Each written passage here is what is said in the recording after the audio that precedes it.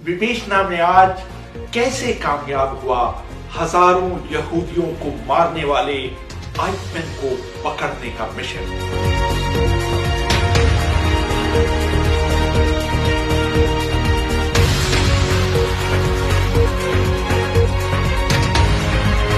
अभिवादन स्वीकार करिए रेहान फदल। शायद हिटलर के अलावा यूरोप के यहूदियों को मारने का जितना जुनून लेफ्टिनेंट कर्नल अडोल्फ आइटमैन में था उतना किसी में नहीं। दूसरा महायुद्ध समाप्त होने के कई साल बाद अर्जेंटीना में छिपे रहने के दौरान आइटमैन ने एक डच व्यक्ति विलेम सेसन को दिए गए इंटरव्यू में कहा था, Wenn 10,3 Millionen dieser Gegner getötet worden wären, dann hätten wir unsere Aufgabe erfüllt. आपको सच बताऊं, अगर हमने यूरोप में रह रहे सभी 1,30,00,000 यहूदियों को खत्म कर दिया होता तो मेरा काम पूरा हुआ होता। क्योंकि ये हुआ नहीं, मैं अपनी भावी पीढ़ियों की परेशानियों के लिए अपने आप को जिम्मेदार ठहराता हूं। हम क्योंकि संख्या में कम थे इसलिए इस काम को अंजाम नहीं दे पाए, लेकिन हम जितना कर सकते थे हमने किया। दूसरे विश्व युद्ध की समाप्ति पर आइटमैन किसी तरह अर्जेंटीना भागने में सफल रहा। वर्ष 1957 में इस्राएल की खुफिया एजेंसी मोसाद को खबर लगी कि आइटमैन पिछले कई वर्षों से अर्जेंटीना में नाम बदल कर रह रहा है। सारे सबूतों की पुष्टि के बाद मोसाद के निदेशक इसर हेरल ने प्रधानमंत्री डेविड बेन गुरियों के निवास स्थान पर जाकर उन्हें बताया कि हमने आइटमैन को अर्जेंटीना में ढूंढ लिया है। गुरियों का जवाब था, हमें वो जिंदा या मुर्दा चाहिए। फिर उन्होंने एक क्षण सोचने के बाद कहा, बेहतर यह होगा कि तुम उसे जिंदा ही पकड़ो। हमारे युवाओं के लिए ये बहुत जरूरी है। रफी एहतान को इस मिशन का कमांडर बनाया गया। अप्रैल 1960 के अंत तक मोसाद के 4 जासूसों की एडवांस टीम ने अलग अलग दिशाओं से अर्जेंटीना में प्रवेश किया। आइटमैन पर नजर रखने के दौरान यह पता चल गया था कि वो हर शाम 7:40 पर बस नंबर 203 से घर लौटता था और थोड़ी दूर पैदल चलकर अपने घर पहुंचता था।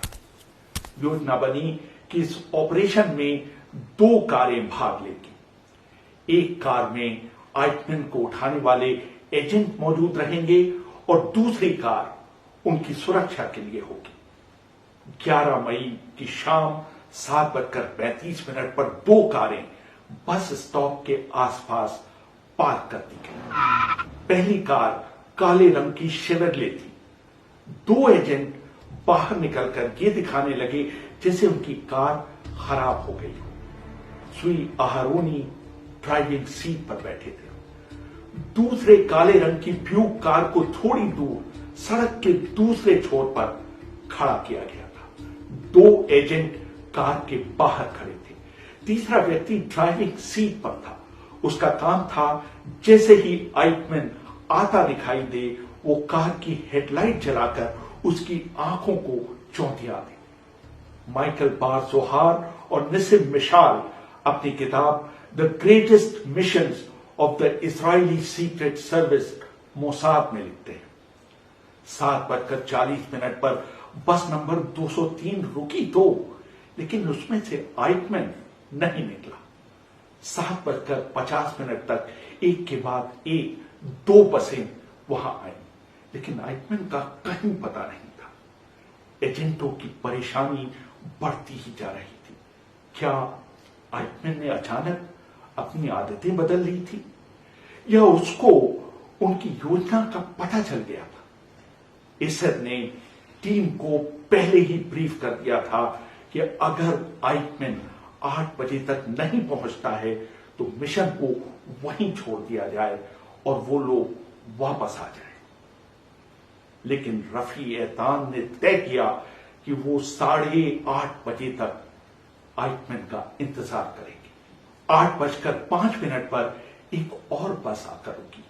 पहले तो उन्हें कोई उतरता हुआ नहीं दिखाई दिया, लेकिन दूसरी कार में बैठे अवरूम शालोम को एक परछाई सी आगे आती दिखाई दी। उन्होंने तुरंत अपने कार की हेडलाइट ऑन कर आते हुए व्यक्ति को लगभग अंधा कर दिया। तभी शेवरले कार पर सवार एक एजेंट सुई मालकिन ने चिल्लाकर स्पेनिश में कहा, मोमेंटितो सेन्योर, यदि 1 मिनट महाशय। आइटमैन ने अपनी जेब में हाथ डालकर फ्लैशलाइट ढूंढने की कोशिश की। मोसाद पर एक और किताब राइस एंड किल फर्स्ट के लेखक रोनेन बर्गमैन लिखते हैं। सुई मालकिन को लगा कि आइटमैन शायद अपनी पिस्टल निकाल रहा है, इसलिए उसे पीछे से पकड़ने और कार तक लाने के बजाय मालकिन ने उसे एक गड्ढे में धक्का दे दिया और उसके ऊपर चढ़ बैठे। आइटमैन चिल्लाया, लेकिन वहां उसकी आवाज सुनने के लिए कोई मौजूद नहीं था। सुई आहारोनी ने आइटमैन से जर्मन में कहा, अगर तुमने हिलने की भी कोशिश की तो तुम्हें गोली से उड़ा दिया जाएगा। उन लोगों ने आइटमैन को उठाकर पिछली सीट के फर्श पर लिटा दिया। कार आगे बढ़ी और उसके पीछे दूसरी कार भी चलने लगी। चलती कार में ही एजेंटों ने आइटमैन के हाथ पैर बांधकर उसके मुंह में कपड़ा ठूस दिया। रोनेन बर्गमैन लिखते हैं, इस बीच एतान उन निशानों को ढूंढने लगे जिससे कोई शक न रहे कि उन्होंने जिस शख्स को पकड़ा है वो और कोई नहीं, आइटमैन ही है। उसकी बाह के नीचे गुदे एसएस के गोदने को तुरंत पहचान लिया गया। अब उनके सामने समस्या थी कि उसके पेट में अपेंडिक्स के ऑपरेशन के निशान को ढूंढना, जिसका कि एसएस की फाइलों में वर्णन किया गया था।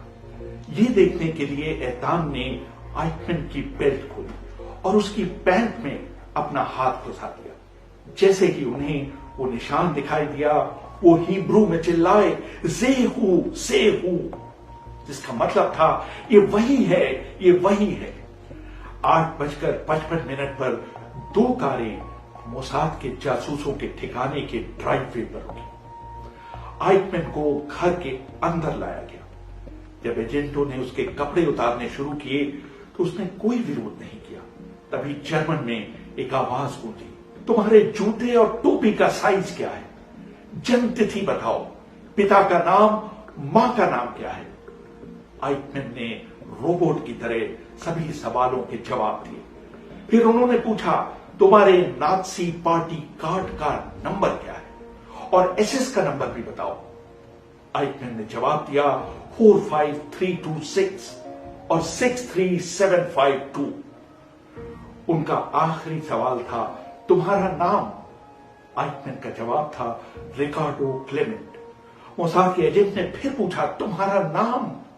आइटमैन ने कांपते हुए जवाब दिया, ओटो हेनिंगर। एजेंट ने तीसरी बार फिर पूछा, तुम्हारा नाम? इस बार उसका जवाब था अडोल्फ आइटमैन। अगले 10 दिन इस्राएली जासूसों की जिंदगी के सबसे लंबे 10 दिन थे। वो विदेश में अपने कैदी के साथ छिपे हुए थे। उनकी एक गलती से पुलिस का छापा पड़ सकता था और एक बड़ा अंतर्राष्ट्रीय बखेड़ा खड़ा हो सकता था। 18 मई 1960 को दिन के 11 बजे तेल अवीव के लोद अंतर्राष्ट्रीय हवाई अड्डे से एक इस्राएली विमान ने उड़ान भरी। अगले दिन यानी 19 मई को दोपहर बाद विमान ने ब्यूनस आयर्स हवाई अड्डे पर लैंड किया। 2 घंटे बाद इसर ने पायलट सुई तोहार से बात कर 20 मई की आधी रात को विमान के टेक ऑफ करने का समय तय कर दिया। 20 मई की रात 9 बजे आइटमैन को नहला धुलाकर इजरायली एयरलाइंस एलाई की वर्दी पहनाई गई। उनकी जेब में जीव सिकरोनी का एक छोटा परिचय पत्र रखा गया। माइकल बार जोहार और निसिम मिशाल लिखते हैं, डॉक्टर ने आइटमैन को ऐसा इंजेक्शन लगाया जिससे उसे नींद तो नहीं आई, लेकिन उसे धुंधला दिखाई देने लगा। वो सुन, देख और यहां तक कि चल भी सकता था, लेकिन बातचीत नहीं कर सकता था। आइटमैन को कार की पिछली सीट पर बैठाया गया। उसी समय ब्यूनस आयरेस के एक मशहूर होटल से 2 और कारें रवाना हुई, जिसमें इजरायली एयरलाइंस के असली विमान कर्मी यानी क्रू बैठे हुए थे। रात 11 बजे सभी कारों ने एक साथ हवाई अड्डे में प्रवेश किया। जैसे ही कार बैरियर पर पहुंची, विमान दल के एक सदस्य ने चिल्लाकर कहा, हाय एलाई। गार्ड्स उसे पहचानते थे। उन्होंने कार के अंदर झांक कर देखा। सभी इजरायली एयरलाइंस की यूनिफॉर्म पहने हुए थे। ये जताने के लिए कि सब कुछ सामान्य है, कुछ विमानकर्मी गाना गा रहे थे, तो कुछ ठहाके लगा रहे थे या जोर जोर से बातें कर रहे थे। गार्ड्स ने बैरियर उठा दिया और तीनों कारें इजरायली विमान के पास जाकर रुक गई। आइटमैन को कई विमानकर्मियों ने घेर रखा था। 2 लोगों ने उसे पकड़ा और उसके हाथ अपने कंधे में लटकाते हुए विमान के ऊपर ले आए। आइटमैन को फर्स्ट क्लास की विंडो सीट पर बैठाया गया। 11:45 पर इजरायली विमान ने तेल अवीव के लिए टेक ऑफ किया।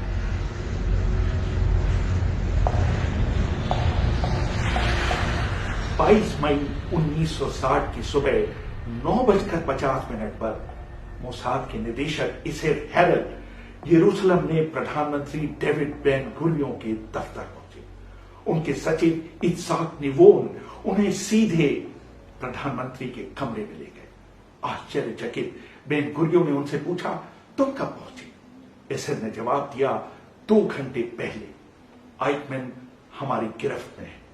4 बजे शाम इजरायली संसद किनेसेट में डेविड बेन गुरियोन ने खड़े होकर एक संक्षिप्त वक्तव्य दिया। मुझे किनेसेट को बताना है कि इजराइल के सुरक्षा बलों ने सबसे बड़े नाजी अपराधियों में से एक 60 लाख यूरोपीय यहूदियों की मौत के जिम्मेदार अडोल्फ आइटमैन को पकड़ लिया है। वो उस समय इजराइल में एक जेल में है। जल्दी ही उस पर इजरायली कानून के अनुसार मुकदमा चलाया जाएगा। जैसे ही डेविड बेन गुरियोन ने ये शब्द कहे, इजरायली संसद ताली की गड़गड़ाहट से गूंज उठी। आइटमैन को फांसी की सजा सुनाई गई और 31 मई 1962 को उसे फांसी पर चढ़ा दिया गया। आइटमैन के आखिरी शब्द थे, हम दोबारा मिलेंगे। मैं ईश्वर में विश्वास करते हुए जिया। मैंने युद्ध के कानूनों का पालन किया और अपने झंडे के प्रति हमेशा वफादार रहा। इजराइल के इतिहास में ये पहली और आखिरी फांसी थी। रेहान फजल, BBC, दिल्ली।